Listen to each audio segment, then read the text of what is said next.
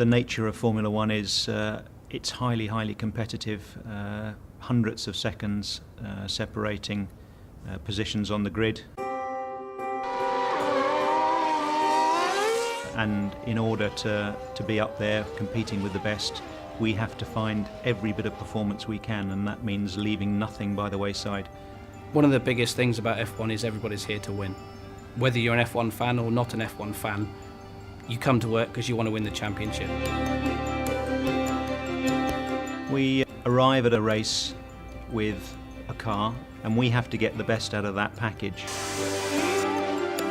The improvements we make over the course of a weekend are often very small details that make quite a big difference to the driver.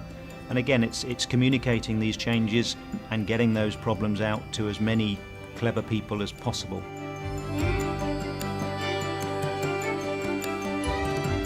The importance of clear lines of communication is huge for us.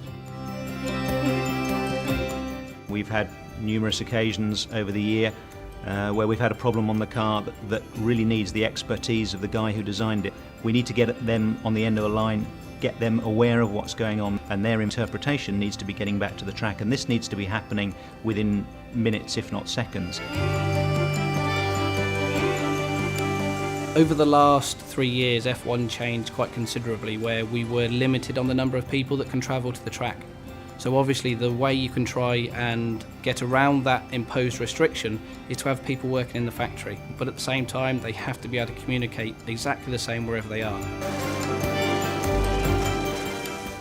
One of the critical things for us with communication from the track to the factory is that we have to make decisions immediately. So we can make a decision before we've seen it on track that we should maybe have a pit stop. Have we got a flat tyre?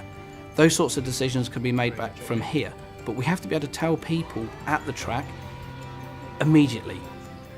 From an IT perspective, it's been a fairly simple decision for us to take on the flare experience. The Avaya system helps us in several ways with regards to our collaboration. Several times during a race week, we will turn around and need to be communicating between those various different groups of people, different sites, different communication methods.